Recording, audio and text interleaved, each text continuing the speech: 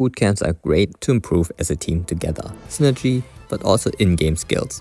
Completely focusing on the goal and trying out new tactics. ML has something of a curse when it comes to bootcamps, from discrimination to near-death experiences and beyond. So let's look at some miserable bootcamp fails, not only for players but also the staff working behind it.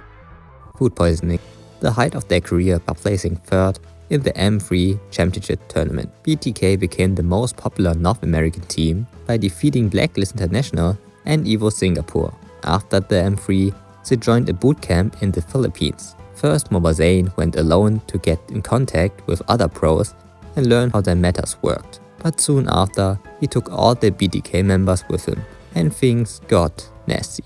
4 out of 5 members got food poisoned. 29th May 2022.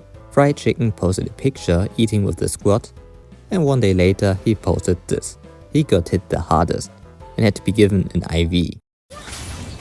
For me and Shark, our PCR tests were off by 20 minutes. 20 minutes from the actual plane departure time. Not even the boarding time.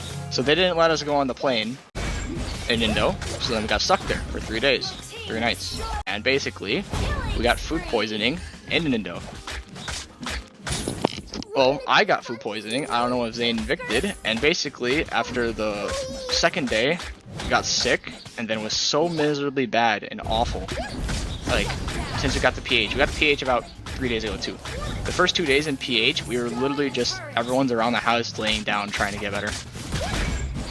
Like, we couldn't even play the game without wanting to kill ourselves. So like, the first 2 days in Philippines, bro, is us just moping around the house miserably.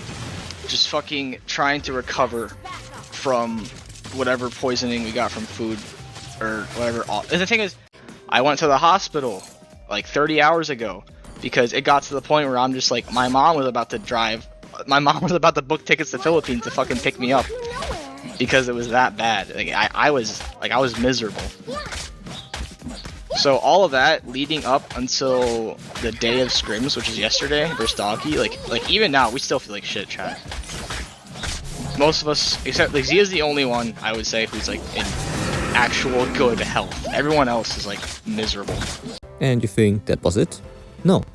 After the food poisoning, the nice camp lost electricity for a couple of hours.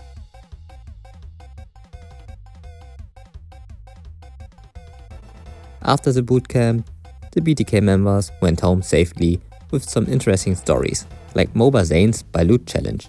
Depends. Only once? Depends. When you eat that, you are approved Filipino. Yeah. 2, 3, go. Swallow all. I'm not doing it. Loot for souvenir, fuck you. Somebody ban him. Even though this was just the beginning for BTK, and they stayed for a couple of weeks, Basic started and ended his career in just a couple of days. Stealing girlfriend. This is probably not the first time or the last time you heard something negative about Peter, aka Basic. Back in 2021, when Basic left the US, Team Gosu, and joined Onyx PH, while he came too late for the upcoming MPL, he joined the NXP Bootcamp. It didn't take long until the first rumor came up that he was a reason why Renegade and his ex were now breaking up. Basic denied the rumor, but the damage has been done. At the end he got kicked out from the bootcamp, and it was his friend Doggy who said that to him.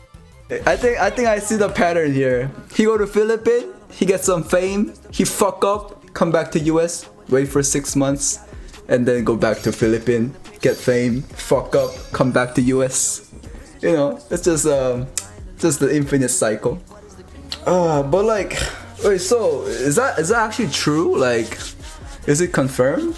He's not permitted to go back to the bootcamp anymore. Wait, but Basic has a girlfriend, no? So it's a double.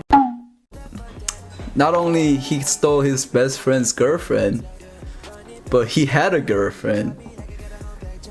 So it's double. Basic would eventually crawl back to the US after the failed esport career in the Philippines. While both BTK and Basic came successfully back to the home country, it couldn't be more different for these 3 Filipino players. Bleed Esport is an organization that has some other controversies. I will come back on that later on. In ML, it's a Filipino team that went to bootcamp in Singapore, which sounds pretty normal, until the bootcamp ended. One pro and two coaches, Dominic, Jay, and Amethyst, were stuck in Singapore because the org just left without them. No ticket, contacts, or money. You can only imagine how it feels to be stranded in another country. Hades luckily found out about it and posted the story via Twitter. At the end, their families bought them the tickets, and in the meanwhile Hades and his manager helped them in terms of food and probably a place to stay. Bleed Esports CEO faces court trial because of other teams in other games. In the CSGO scene, Alexander Trivunovic posted a list of which players didn't get their money paid by Bleed Esports, and the Dota 2 and Valorant team got kicked from their tournament seats because the org didn't report key requirements and other stuff to the tournament organizers.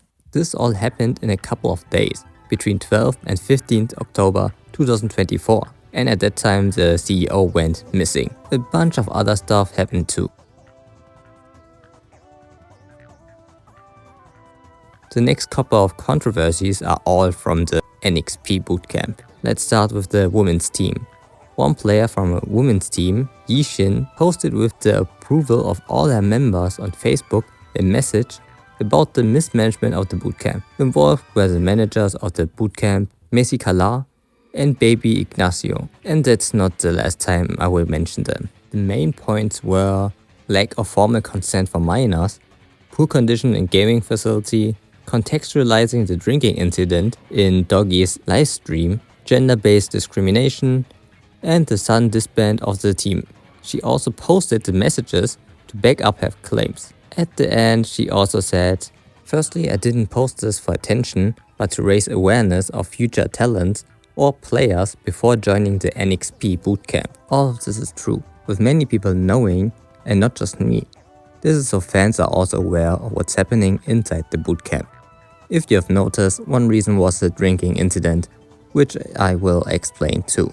MPL PH Season 8 Week 1. Akosi Doggy talked in one of his live streams on August 30th about the mismanagement in the bootcamp of the team in Manila, Philippines. Doggy revealed that the players in the camp were reportedly drinking during the weekends. One member was Renjay, who was at that time barely old enough to drink. His father came to pick him up after he heard about it, but no one in the management was there. The head of business development and partnership, Adrian Robson, was absent, but the two mentioned managers at the beginning were there. Also the women's Wild Rift team. And other strangers were filming all this without the consent of the players and uploading it on my day. Here's a small rant from Doggy translated. That's a bootcamp and not a bar. Is that a bar? You transferred the kids and brought them to Manila just to have drinking sessions every Saturday and Sunday? Is that right? Is that permitted? Is that okay? Bootcamp is an office. If you're working, do you drink while in the office? That's what I want to know. It looks like the NXP bootcamp is cursed and gets worse every time. It gets so bad that this time somebody had to pay with his life. April 2023. Dave Chet de la Pena died at the age of 27. MPL Philippines, the official national Mlbb league in the country, paid tribute to him alongside someone else who passed away, Coach Navi. Chet, formerly the bootcamp manager for the Next Play Evos, was a well-known figure in the MPL scene, people describing him as an older brother to them. He was recognized not only for his skills as a marksman, but also for his cheerfully personality and positive attitude, making him a beloved figure in the community. Cause of death was not published at the time. It's a big loss on our Mobile Legend community talaga. And that's it. If you liked it, then like, subscribe, and I will see you in my next video. Bye.